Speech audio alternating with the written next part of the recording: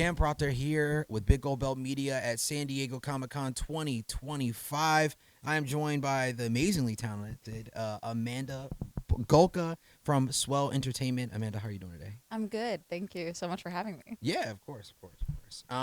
This is your first. Well, you just got in, right, for Comic-Con, so you haven't really. No, this is my first Comic-Con, and this is actually probably going to be my last day. Okay. Yeah, so I've been here the whole time so far. Okay, cool, Yeah. cool. Have you been able to get out on the floor and check Oh, out? that's mostly all I've been doing. Okay. And then a few little activations here and there. Yeah. But it's my first ever one. I've been wanting to go since I was probably 8 years old. Mhm. This is a lot. Oh, it is. It is. I think this is probably the busiest I've seen it.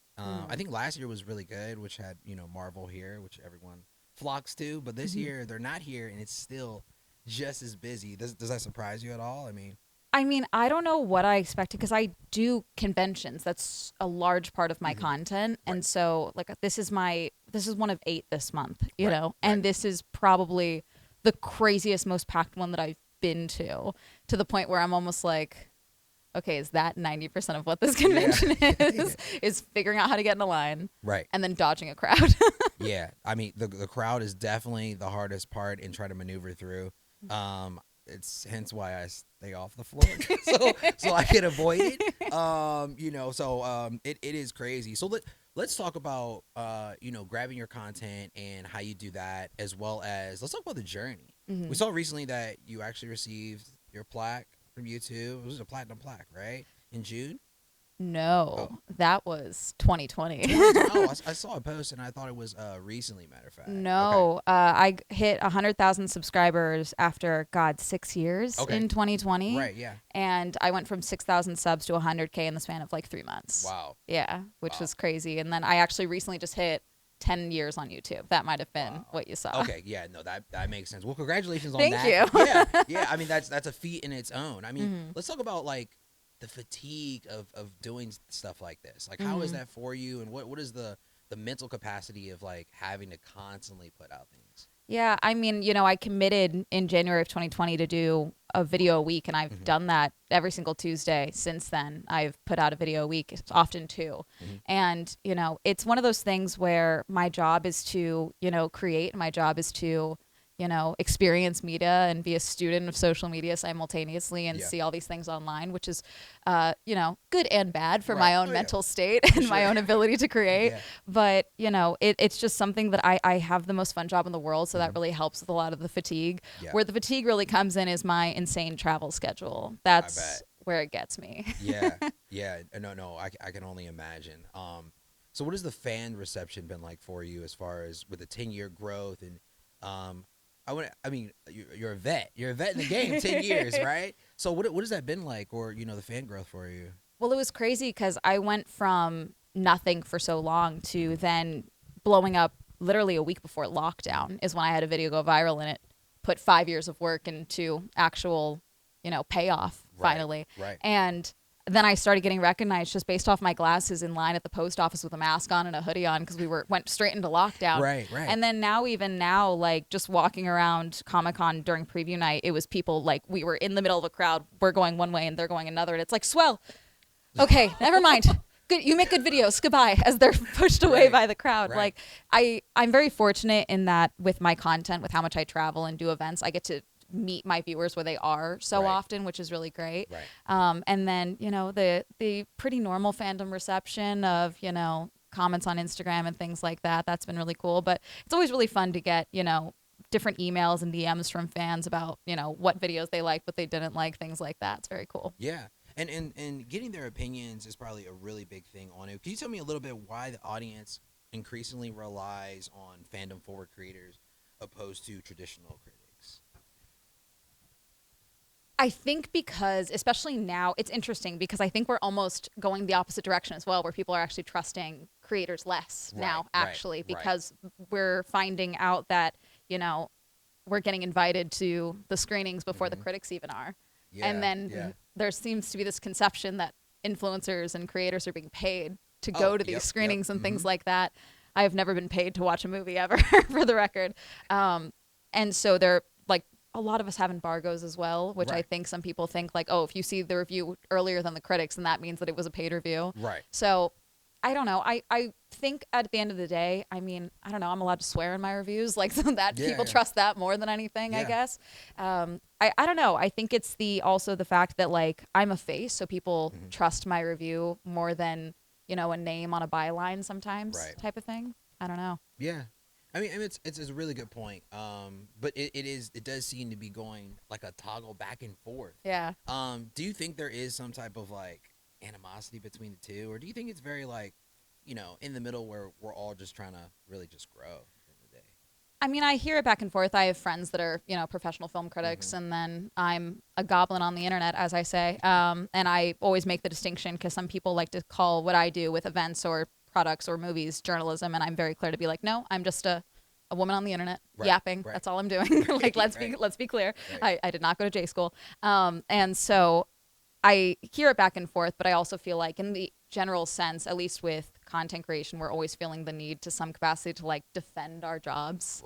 Whether it's, in the film industry with like acting and like, oh no, you made a short film on YouTube that doesn't count for anything, or, a movie review on YouTube versus in, a publication, defending that to each other, I feel like is something that just kind of always happens. Yeah. So, yeah, sure.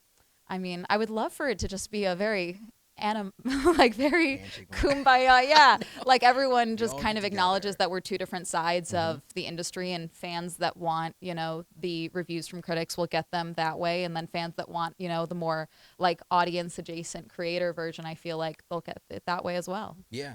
Yeah. And I feel like they both go hand in hand, because it's for each his own, and, everyone digests things differently, and just like the way we learn, we all don't learn the same way. So of course, people that watch critics opposed to watching content creators it's going to vary. But I feel like the world can't go on without both. Like we need them both, right? They both help to the uprise of movies and films in the industry that not in a decline, but is kind of stagnant as well. So let's talk a little bit about where do you think the world of content creators is going in the next 10 years? Ooh, I am begging people to stop listening to here's how to blow up on TikTok videos.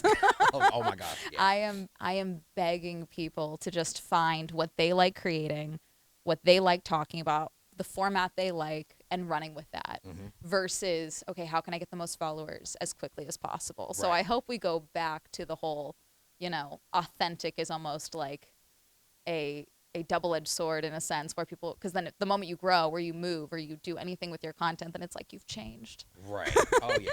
But I am desperate for people to just not be carbon copies of each other on social media, frankly. Yeah.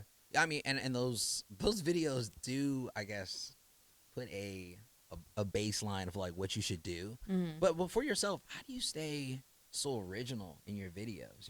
I mean, you're yourself, obviously, but like, how do you keep it so original, and not carbon copy, but how do you keep it different from everyone else, though? I'm very fortunate in that I like myself.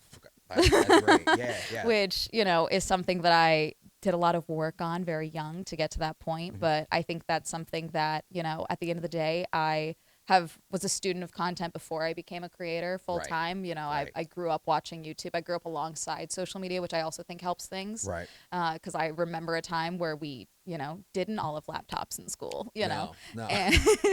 And so I think that's really helped things, where I developed my own voice, and I had like a real job and like a real life, my barista job, but I had a real job before, I was 22 and I had my first viral video. I think that also, I think age plays a huge role in it when you're developing. 100%. Yeah. It definitely. I mean, if you're seasoned, then it's and especially you grew up in a time, like you said, where laptops weren't available everywhere. We had the big Apple computers in a classroom looking insane that hardly worked, and you get this technology, and I guess we really appreciate it more. Kids growing up today, they get it like that, and a couple dance videos, and boom, they're they're blowing up. The difference between me and my brother, who's only 3 years younger than me, is just night and day. Oh, yeah. In like how we even deal with technology, let alone what we grew up with. Right. Yeah. So this is going to be my final question. Being a content creator and the consistency and the struggle, not the struggle, but the day-to-day job, do you ever have not a fatigue, but do you ever have oh my gosh, what's the word for it? An imposter syndrome? Or do you ever have an imposter moment where you're like, wow, I'm not surprised, but I'm really happy that I'm here? doing what I love to do on a day-to-day basis. Yeah, it's honestly being out here in San Diego for Comic-Con and everything, like doing interviews like this, doing events where they're like, okay, there's gonna be someone coming to meet you at the door, and then we're gonna bring you past the line. And I'm like, okay, this feels, oh no, like, there's people waiting on me now. Oh no. Right. And then also, it's times where like I just like I'll be doing something in my apartment and I'll like look around and I'll be like, oh my God, like I pay for this myself. Yeah, like yeah. everything I own, my dog sitting with me, like everything is paid for by myself because of social media. And that's where the really like surreal moment hits, where I realize just how drastically different, my life is now compared to what it was 5 years ago. And even I think about like what my life could be now if, I never had that one viral video that like launched everything. Right. And, I don't know, I probably would still be slinging coffee. I don't know. Yeah, no.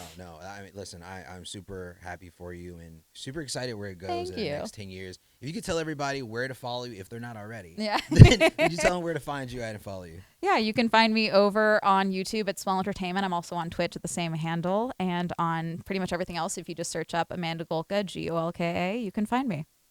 Amanda, thank you so much for taking the time to Thank talk you to me so today. much for having me. I